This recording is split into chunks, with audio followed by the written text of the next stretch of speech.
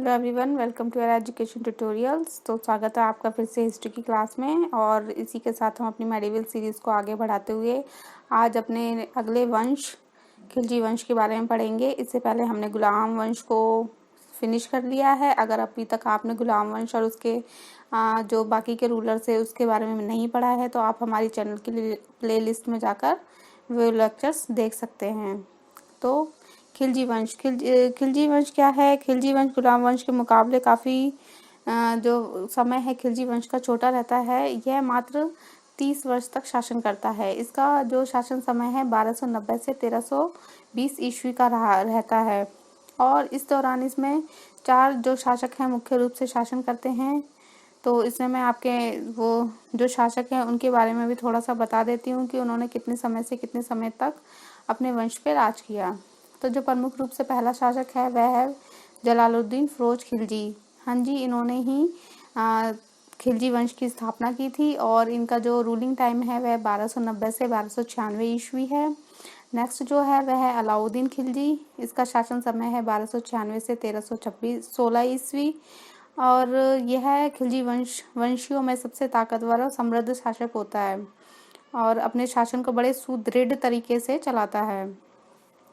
और थर्ड है हमारा मुबारक शाह खिलजी, जो हम अलाउद्दीन खिलजी के बाद में पढ़ेंगे। इसका शासन समय है 1316 से 1320 ईस्वी। और जो लास्ट खिलजी शासक है होगा वह है खुसरो शाह। तो इस प्रकार से हम खिलजी वंश में एक एक करके इन चारों शासकों के बारे में पढ़ेंगे। और इसी के साथ मैं बता दूं कि फिरोज खिलजी और अलाउद्दीन खिलजी इस वंश के एक अच्छे सुदृढ़ व ताकतवर शासक थे। इसके by the way Mubarak Shah और खुसरो ये तो कमज़ोर शासक थे और अपने आगे जाके शासन को ठीक प्रकार से नहीं चला पाते हैं और खिलजी वंश का पतन हो जाता है। चलिए थोड़ा सा खिलजी वंश के बारे में जान लिया जाए कि ये लोग कहाँ से थे और कैसे आए। तो खिलजी वंश क्या है? मध्यकालीन भारत का एक राजवंश था। इसने दिल्ली की सत्ता पर 1290 से 1320 ईस्वी तक शासन किया। जैसे कि मैंने आपको इस वंश का शासन पीरियड बता ही दिया है। ये अफगानी कबीले के लोग थे, जिस कारण क्या थे, ये बहुत अलोकप्रिय थे और जनता द्वारा इन्हें नीचा समझा जाता था और जिस कारण इन्हें बहुत आसानी से स्वीकार भी नहीं किया गया था। हालांकि ये तुर्क ही थे, लेकिन अफगान में रहने के कारण लोग इन्हें अफगानी समझते थे। और इनका भारत में आना कैसे हुआ? तो इनके जो वंशज थे खिलजी वंशियों के, वे भारत में आए थे।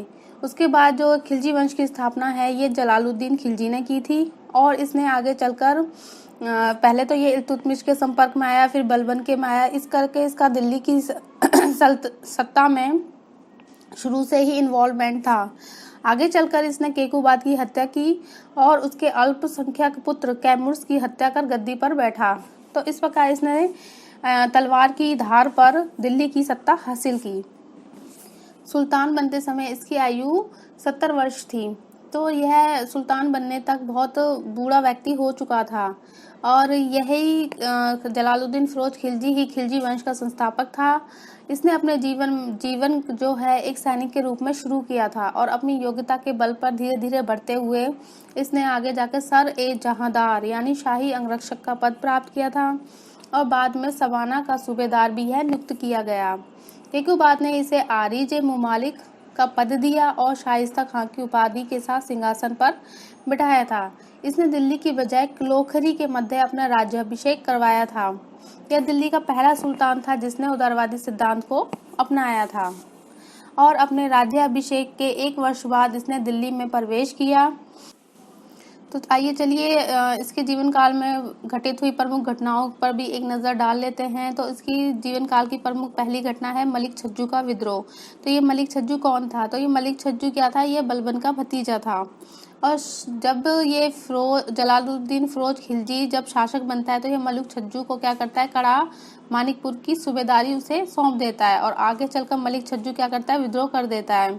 तो यह उसका दमन करने के लिए निकल पड़ता है और आगे चलकर उस पर दया कर उसे छोड़ देता है। क्योंकि क्या है, इससे पहले यह इल्तुतमिश और बलबन के संपर्क में रहा था। तो बलबन का जो है फिरोज खिलजी पर बहुत ही इम्पैक्ट होता है, जिस कारण कि वह उसका भतीजा भी लगता है मलिक छज्जू और उसे दया करके छोड़ देता है। इसके बाद कड़ा मानिकपुर की सूबेदारी वह अपने भतीजे और दामाद अलाउद्दीन खिलजी को दे देता है। ठगों का दमन। यह दिल्ली के आसपास में छुपे हुए लोग थे और लगभग 1000 के करीब ठगों को पकड़कर इसने फिरोज जलालुद्दीन खिलजी ने इन्हें बंगाल भेज दिया। और नेक्स्ट है हमारा अमीरों का षड्यंत्र। इसके काल में अमीर वर्ग क्या है, इसके विरुद्ध षड्यंत्र रचते हैं और इसे मार देना चाहते हैं, इसे मारने की प्लानिंग करते हैं। लेकिन उससे जैसे ही वो अपना प्लान इसके ऊपर इम्प्लीमेंट करते, उससे पहले ही उसे उनके षड्यंत्र का पता चल जाता है और यह सब कुछ जानते हुए भी उन्हें माफ कर देता है। तो इस तरीके से भी इसकी जो हम कहते हैं कि उदारवादी एक शासक था, इसकी उदारवादता का पता चलता है। नेक्स्ट जो है वह है मंगोल आक्रमण। तो अब्दुल्ला के नेतृत्व में मंगोल जो होते हैं आक्रमण करते हैं। इनके आक्रमण का भी जलालुद्दीन दमन कर देता है और अब्दुल्ला को माफ कर देता है। इसके उदार स्वभाव व माफ करने के कारण कुछ मंगोल क्या होते हैं, उस टाइम अपना क्षेत्र छोड़कर दिल्ली में आकर बस जाते हैं। इसी के साथ में आपको एक इसके काल में फेमस और बहुत ही इम्पोर्टेंट एक किस्सा है, वह है सिद्दी मौला का किस्सा। यह मतलब ये हमें इतिहास में बहुत पढ़ने को मिलता है और यह किस्सा बुक्स में भी बहुत और क्वेश्चन जो टेस्ट में क्वेश्चंस आते हैं उसमें कई बार पूछ लिया जाता है।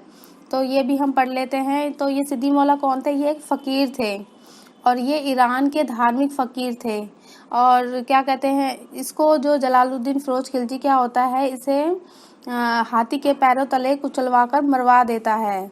कुछ उस टाइम उसे मिसअंडरस्टैंडिंग हो जाती है कि सिद्दी मौला है जो कि गलत लोगों को गाइड कर रहा है, जिस कारण वह सिद्दी मौला पर क्रोधित होता है, उसे हाथी के पैरों तले कुचलवा देता है।